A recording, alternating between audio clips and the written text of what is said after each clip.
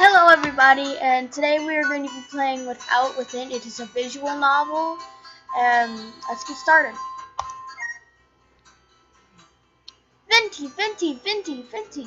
The chants of my fans echoed through the door in front of me. One of my two bodyguards wrapped his hand around the doorknob. Please prepare yourself, Miss Venti. Once I open this door, we're heading straight for our limo. The guard had no reason to fret. I had long since grown used to these crowds. Still, I nodded, putting him at ease. After taking a deep breath, he pushed the door open. So cute! So pretty. A crowd of hundreds raised their cameras as soon as I stepped out. My guards waved their hands to shoo them away. This red carpet was for me to walk on after all. I blew a kiss for these starstruck peasants. Wow, that was mean.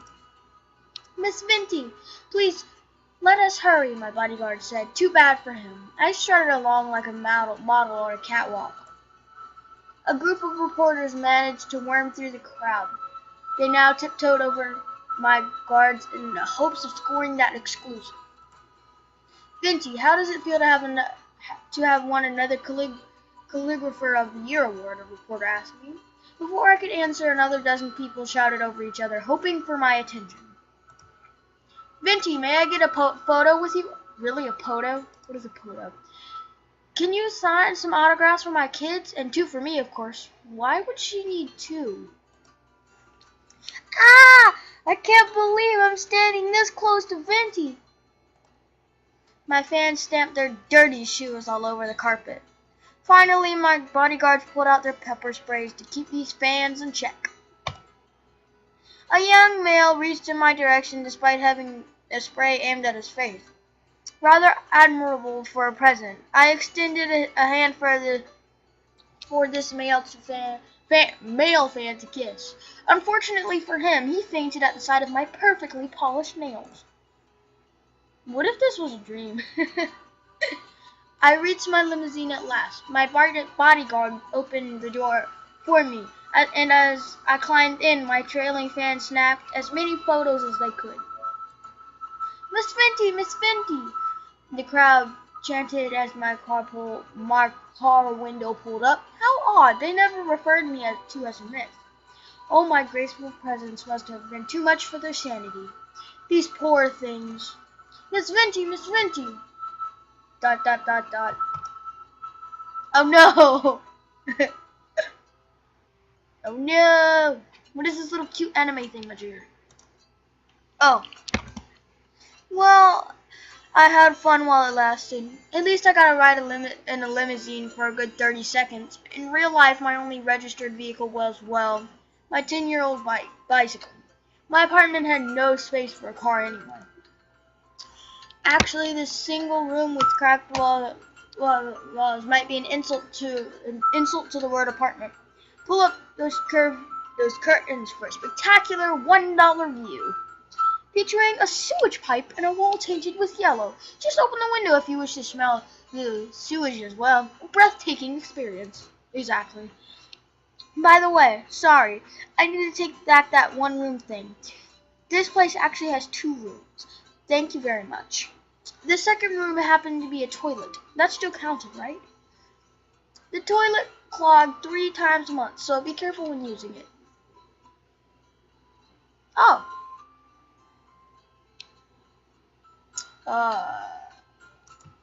Miss Venti, Miss Venti, a woman's voice echoed from outside. She was no fan, but rather my landlady. I glanced over at my clock. 6 a.m. Waiting for another hour or 2 would have been nice. She probably just wanted to tell me about another room, but nothing good ever came out of that woman's mouth. I would be better off staying in bed. I'm gonna rise and shine like a boss. Coming! As I changed into something more appropriate. The landlady still kept knocking. I said I was coming, did I not? Maybe I should walk out naked if that was what she'd done. If there were a game, I would get a sail boost too. Oh my gosh. Saggy. Good morning, Miss Venti, the landlady said. I must ask, what's up with that hair? It looks like you just woke up. Oh, what the? Oh no! Uh, that's because I did.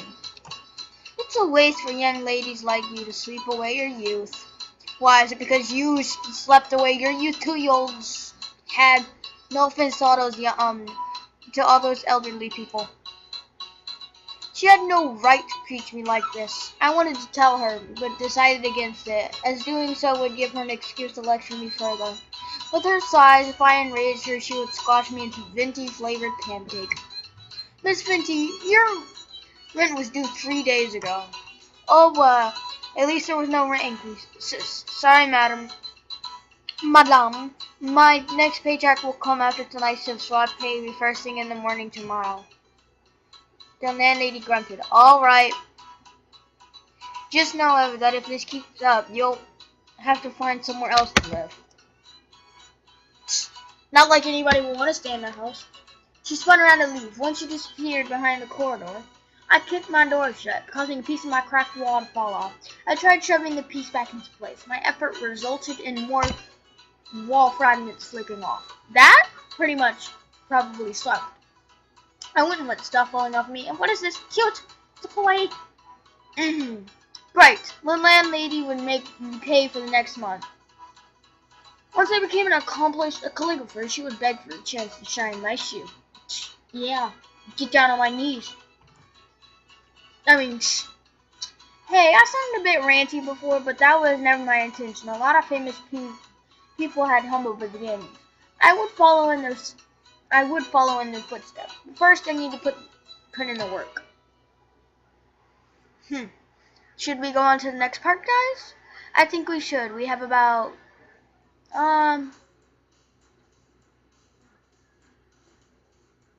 8 minutes left, so let's go.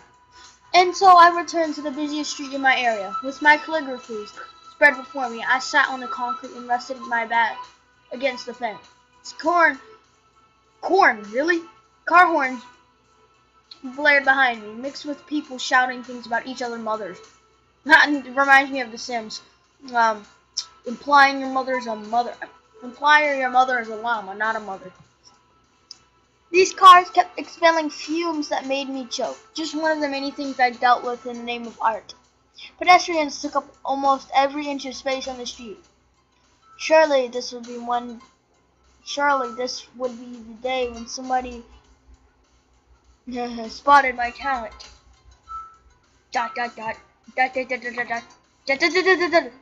As always, no one afforded me anything, whatever, more than a passing glance, and my will soon dwindled. Let me be honest, I never expected to be showered with praise by every head who passed here. What was that old saying? 10% of the people you reach out to will buy your work.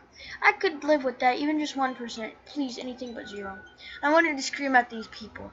They had no idea how much sweat I poured into these calligraphies. I'm gonna persevere. I decided to keep these displeasures to myself. People all often said patience would be rewarded. I wondered if my patience would ever become worthwhile. Patience is a virtue. Or that's at least what I've been hearing. Just as I thought this, a man paused to look at my calligraphy. He had a bucket of fried chicken in his hand. The smell made my mouth water. No, lady, you ain't getting no more chicken. No more chicken. As the man eyed my works one by one, it felt my cheeks heating up from the anticipation. At last, someone who spared more than a moment with my works. This must be my reward. The timing could hardly be more perfect. I summoned the courage to speak with the man, but he spoke first. You're charging for these? I managed a tiny nod. The man snorted. I would never hang these on my wall, even if you gave them to me for free. Seriously, this is the most shameless display I've ever seen. Well, who repeated in your cereal bowl today? Trolls online were one thing. Confronting one was in real life was a rarity. Judging from the man's scrawny arms, I bet I could overpower him with ease. Then he would know just how big of a blunder he had made. I'm not restrained. Folks always said to ignore trolls. I clenched my teeth and stayed put. After chuckling in my face, the man strutted off. Stupid. Determined to prove him wrong, I continued to sit and wait for potential customers. Another 1,000 people walked by without sparing me a look. Lingering here any longer would be a waste of time.